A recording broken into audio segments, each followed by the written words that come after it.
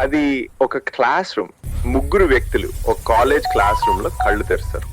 పాత బెంచీలు, పగిలిన గోడలు, బ్లాక్ బోర్డ్ మీద ఒక్కటే రాసింది 10:40 రవి. ఒక సాధారణ లెక్చరర్, స్నేహ ఒక స్టూడెంట్, అజయ్ ఒక గెస్ట్ ఫ్యాకల్టీ. అజయ్ తలుపు తెరవడానికి ప్రయత్నిస్తారు కానీ తెరుచుకోదు.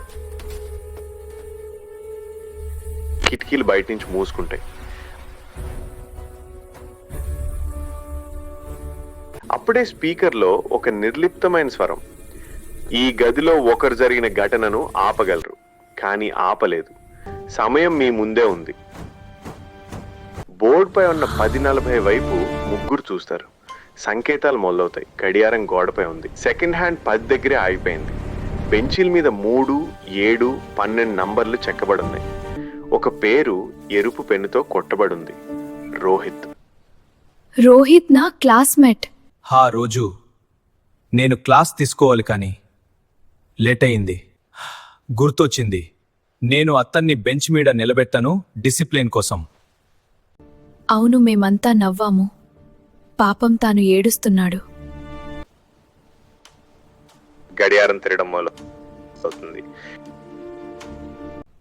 బెంచ్ మీద నంబర్స్, అవి రోహిత్ కూర్చునే బెంచ్ నంబర్, తన రూల్ నంబర్, ఇంకా ఆ రోజు డేట్. అవి వాళ్ళ అటెండెన్స్ రిజిస్టర్ చూస్తారు. 12వ తేదీ, రోల్ నంబర్ 7, రోహిత్ అబ్సెంట్ అని ఉంటుంది.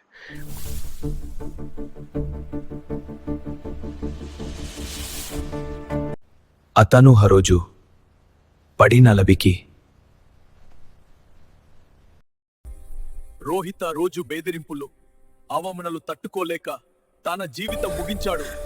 అతను చివరిసారి కనిపించిన సమయం 10:40. మళ్ళీ ఆ స్వరం. మీరు ఇక్కడ నుండి బయటపడాలంటే సమయాన్ని గమనించండి, హాజరును పట్టించుకోండి, మీ స్థానాన్ని గుర్తించండి అని చెప్తుంది.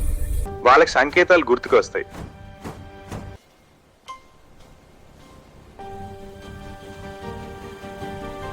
Three, 10, 12 and 10:40. Let's look at this sequence. 3, 7, 12, 10, 40. అయినా డోర్ ఓపెన్ అవదు. అదేంటి కరెక్ట్ గానే రాసం కడ డోర్ ఎందుకు ఓపెన్ అవ్వలేడు? Sir, wait.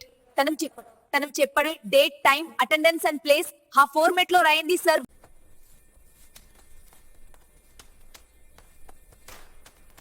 ఈసారి ఆ ఫార్మాట్ లో రాస్తారు. డోర్ ఓపెన్ అవుతుంది.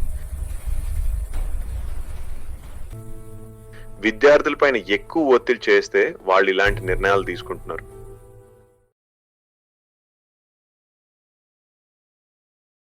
ఈ కథ మీకు నచ్చితే లైక్ చేయండి, షేర్ చేయండి. మరిన్ని కథల కోసం సబ్స్క్రైబ్ చేయండి.